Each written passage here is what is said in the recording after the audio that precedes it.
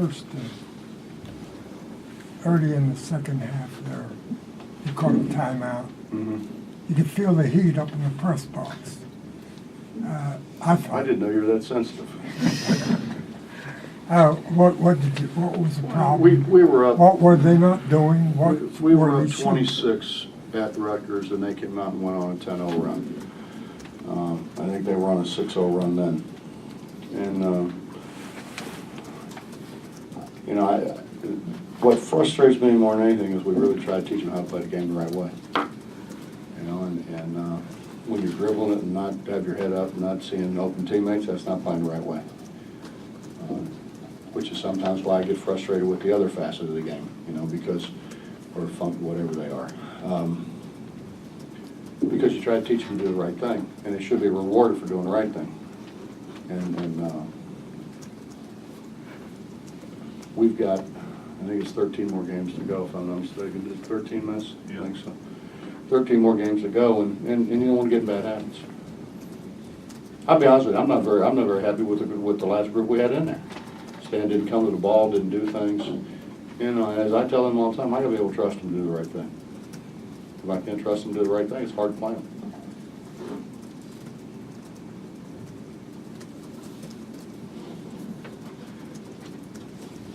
That said, it seemed like they did the right thing in the first 5-6 minutes of this game. Made a lot of defensive we plays. pretty much did the same thing that we did in Rutgers. Right. We kind of took them out of what they wanted to do, forced them out a little bit higher than what they wanted to be. And, you know, the weave's not quite as effective when it's that far out on the floor. And the screen is not as effective when it's that far out on the floor. But then you saw in the second half what happens when you don't push them out there and you don't get off the help. So, but you know, the first half I thought we played pretty well the first half. We made some shots. That helps. Well, can you talk defensively? I think you held 39%. No, I mean, Mitch, honestly, if we don't, you know, we don't dribble the ball into stuff and let them score, you know, off of our unwillingness to pass, it's less than that. I thought we were good defensively, you know.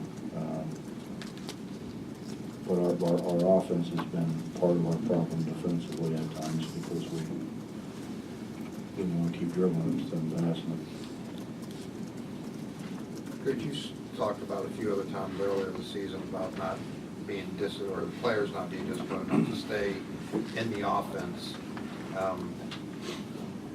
Tonight, you know, another opportunity to, you know, they built a big lead. They could have gotten out of it. Just kind of wondering what you saw once you took the lead tonight that, you know, maybe didn't happen, you know, the other night against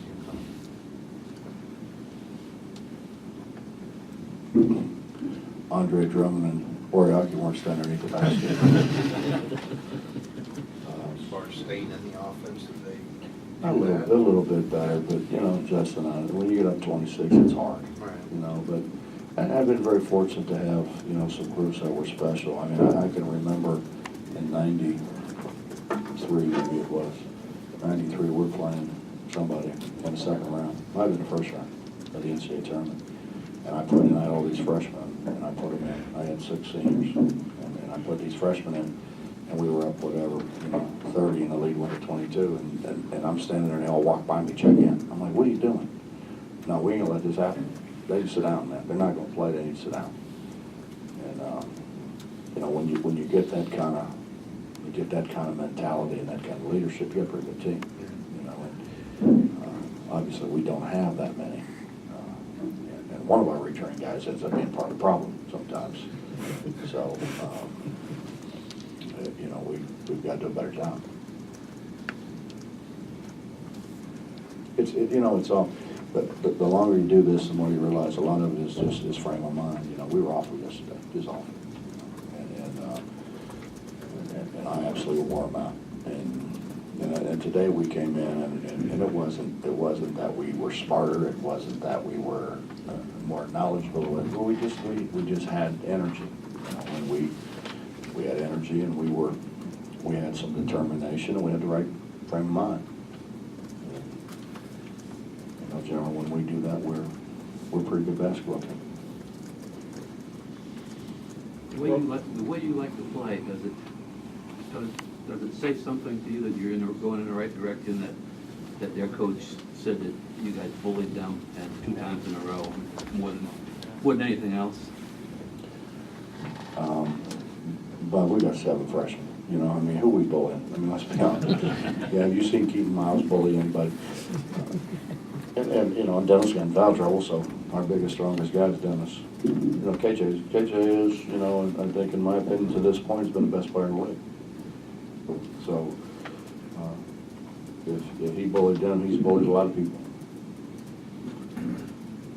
No, we just, I don't see where we bully anybody. Now, when we get up, we get up the line, get in passing lanes and force people out and do some things, but that's not bullying because you're not even close to them. We're up the line. And we didn't rebound it obviously as well as what we normally rebounded either. You mentioned Keaton, again, it was something that. Well, you know, Mitch, I've sat in here and told you guys he's made shots in practice. We've tried to explain to him the importance of shot readiness and balance. You know, I think if you go back and look at tape of him, you go back and look at tape of Aaron Brown, you go back and look at tape of Gary Brown, Jabari Hines, when they make shots, they're on balance. When they make shots, they're prepared to shoot shots. When they miss shots, they're not prepared to shoot. You know, Truck's preparation to shoot it is much better than what theirs is. And, you know, Truck forces it once in a while, but I think that's, you know, he knows that he needs to score for us, but he forces it once in a while. That's his problem. His problem very rarely is not, you know, shot readiness. And you know, a lot of times it's just a bad pass. It's hard to shoot bad passes. At different times this year, your newcomers have had a game like this, like Keaton did today, and then kind of seem to, you know, go back downhill.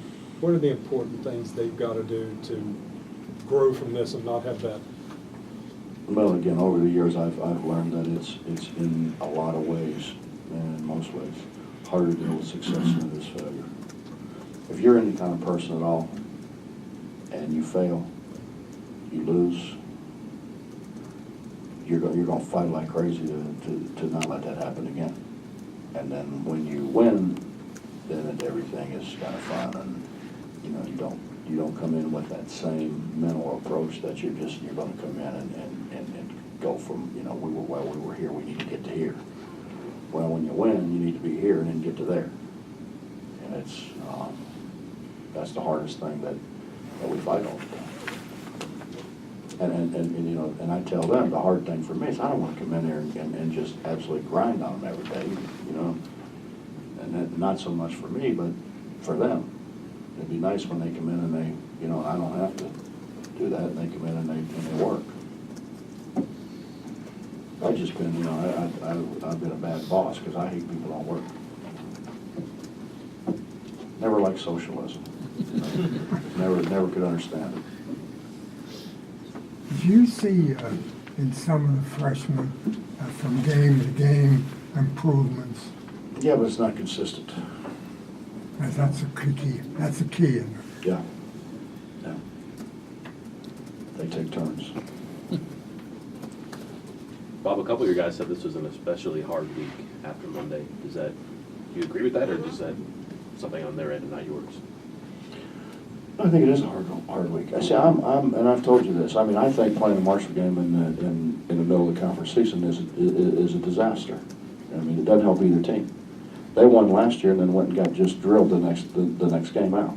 You know, it's not. It ought to be in a preseason. It should not be where it is.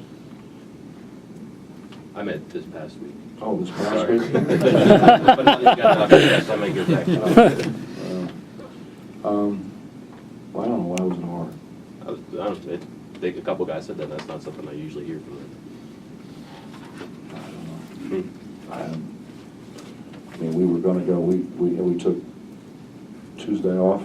Wednesday we were going to go an hour and a half. They're the ones that made me go 2:45. I wanted to go an hour and a half and come in and get through what we had to get through and work really hard at it and get out. And they decided they didn't want to do that, so that was on them. That's not me. Well, do the students influence you yelling for Paul? And along the same lines, when every time he touches the ball and they yell his name, it kind of alerts the defense, doesn't it? All right, well, I think he's 7 for 10 from 3. I think they probably already alerted. Yeah. No. I mean, I'd listen to them more if they showed up all the time. You know, when they show up, when they want to show up, why would I listen to them? Anything else?